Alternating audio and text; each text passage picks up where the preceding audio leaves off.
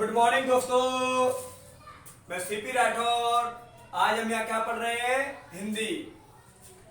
हम हिंदी में पढ़ रहे हैं सहायक वाचन के किस पाठ को? पाठ 7 को। किसको पढ़ रहे हैं? पाठ 7 को। इस पाठ 7 का नाम क्या है? इस पाठ 7 का नाम है भारतीय गायिकाओं में बेजोड़ लता मंगेशकर। क्या नाम है? भारतीय गायिकाओं में बेजोड़ लता मंगेशकर। इसका मतलब क्या हुआ? भारतीय गायिकाओं में लता मंगेशकर जी का जोड़ किसी के साथ नहीं है। इसकी विधा है लेख और लेखक है कुमार गंधर्व। थोड़ा मैं आपको बता दूं कि इसमें लता जी के बारे में क्या बताया गया है। तो लता मंगेशकर जी के बारे में हम सब जानते हैं। ये कौन है? भारत की एक बड़ी संगीतकार है, एक संगीतज्ञ हैं। इन्होंने एक गीत गाया था, ऐ मेरे वतन के लोगों जरा आंख में भर लो पानी, जो शहीद हुए हैं उनकी जरा याद करो कुर्बानी। इस गीत को सुनकर लोग अभी भी क्या हो जाते हैं? भावुक हो जाते हैं और देश के प्रति कर्तव्य को सोचकर आगे बढ़ने लगते हैं। तो लता मंगेशकर जी का जन्म कब हुआ? लता मंगेशकर जी का जन्म 28 दिसंबर 1929 को मध्य प्रदेश के इंदौर शहर में हुआ। कहाँ हुआ? मध्य प्रदेश के इंदौर शहर में हुआ। इनके पिताजी का क्या नाम है? तो इनके पिता का नाम है दीनानाथ मंगेशकर। इनके पिताजी भी अपने समय के एक संगीतकार थे। लेखक ने क्या कहा? कुमार गंधर्व ने कहा कि एक दिन मैंने रेडियो पर एक संगीत सुना। वह संगीत मुझे बड़ा तन्मयता से लगा। मैंने जब उसे सुना तो मेरा मन भावुक हो गया। मैं संगीत को पूरा सुना। संगीत के एंड में जब संगीतकार का नाम लिया गया तो वो नाम था लता मंगेशकर। तो लेखक कह रहा है, मुझे याद आने लगा कि चित्रपट संगीत में कोई नूरजहां के बाद दूसरा ऐसा चित्रपट संगीतकार हुआ है। उन्होंने कहा क्यों ना हो लता मंगेशकर जी अपने समय के सुप्रसिद्ध संगीतकार पंडित दीनानाथ मंगेशकर की पुत्री है। परीक्षा में कई बार आया है कि लता मंगेशकर के पिता का क्या नाम था? तो पिता का क्या नाम था? पंडित दीनानाथ मंगेशकर। और माँ का नाम था सेवंती। तो लेखक ने कहा क्यों ना हो, दीनानाथ मंगेशकर भी तो अपने समय के प्रसिद्ध गायककार थे। तो लेखक ने बताया कि सुप्रसिद्ध संगीतकार पंडित दीनानाथ की पुत्री लता मंगेशकर जी ने चित्रपट संगीत में इतनी उपलब्धि हासिल की है जितनी उनके समय के किसी संगीतकार ने नहीं की। उन्होंने चित्रपट संगीत के सुप्रसिद्ध संगीतकार नूरजहां को भी पीछे छोड़ दिया। उन्होंने बताया कि लता जी का जो गायन है उसमें बड़ी विशेषता है। उन्होंने कहा लता जी के स्वरों में निर्मलता है। क्या कहा उन्होंने? लता जी के स्वरों में निर्मलता है। उन्होंने बताया लता जी के संगीत में जो करुण रस है विशेष रूप से प्रकट होता है। आगे उन्होंने कहा कि लता जी के स्वर हैं उनमें कोमलता, मुग्धता स्पष्ट झलकती है। और एक उन्होंने क्या बात बताई, बहुत बढ़िया कहा उन्होंने लता जी के बारे में कि लता जी के गायन की प्रमुख विशेषता क्या है? उनका गानपन। ऑब्जेक्टिव आता है। लता जी के गायन की प्रमुख विशेषता क्या है? गानपन। दूसरा उन्होंने कहा कि नाद में उच्चार भी उनके गायन की विशेषता है। उन्होंने बताया कि शास्त्रीय संगीत और चित्रपट संगीत की वैसे तो तुलना नहीं की जा सकती, पर उन्होंने बताया कि शास्त्रीय संगीत और चित्रपट संगीत में कई भिन्नता है। उन्होंने बताया कि जो शास्त्रीय संगीत है इसका मुख्य गुणधर्म क्या होता है? गंभीरता होती है। वहीं चित्रपट संगीत का मुख्य गुणधर्म क्या होता है? चपलता होती है। कवि ने बताया कि शास्त्रीय संगीत में ताल अपने परिष्कृत रूप में पाया जाता है। 3 ताल होते हैं और तीनों ताल क्या पाए जाते हैं? परिष्कृत रूप में पाए जाते हैं। लेकिन चित्रपट संगीत में अर्ध तालों का प्रयोग होता है। कवि ने बताया फिर भी चित्रपट संगीत की बेताज सामग्री कौन है? लता मंगेशकर जी हैं।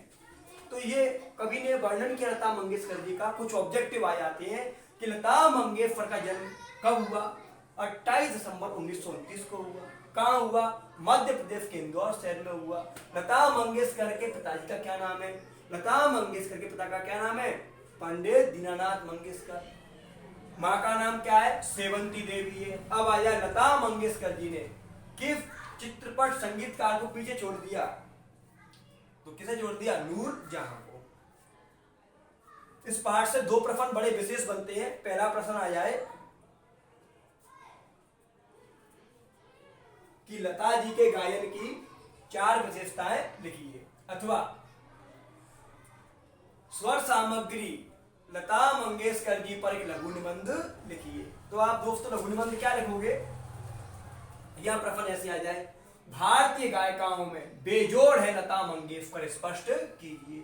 तो उत्तर क्या लिखोगे? सुप्रसिद्ध संगीतकार पंडित दीनानाथ मंगेशकर की पुत्री लता मंगेशकर जी चित्रपट संगीत की बेताज सामग्री है। इन्होंने अपने समय के सुप्रसिद्ध चित्रपट संगीतकार नूरजहां से भी ज्यादा उपलब्धि प्राप्त की है।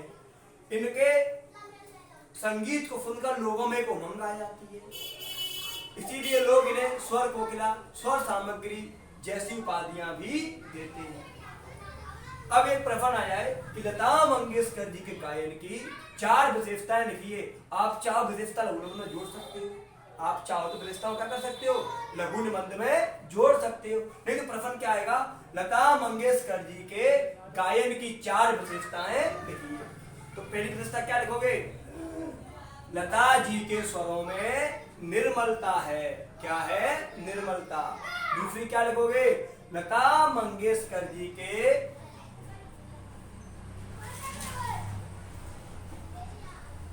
दूसरा क्या लिखोगे? पहला क्या लिखोगे? लता मंगेशकर जी के स्वरों में क्या है? निर्मलता। दूसरा क्या लिखोगे?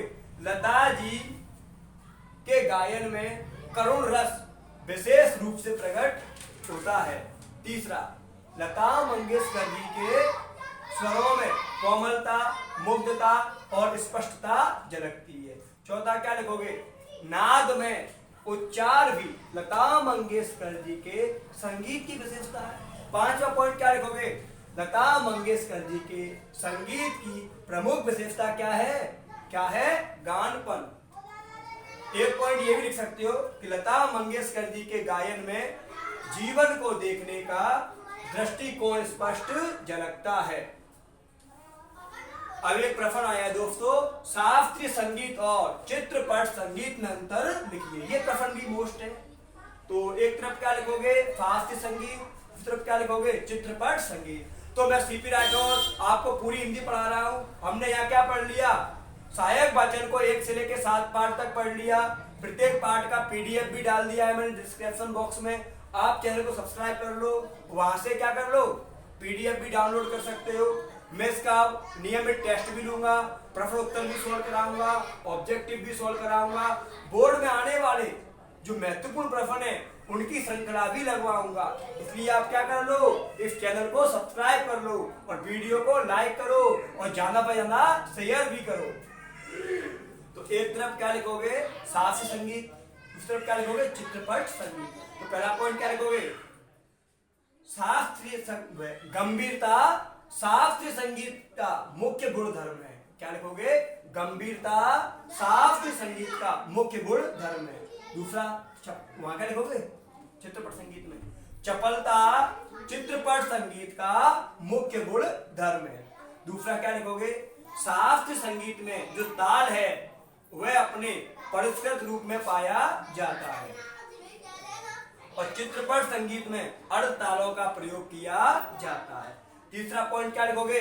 शास्त्रीय संगीत में आघात को ज्यादा महत्व दिया जाता है और चित्रपट संगीत में क्या दिया जाता है? सुलभता और लोच को महत्व दिया जाता है।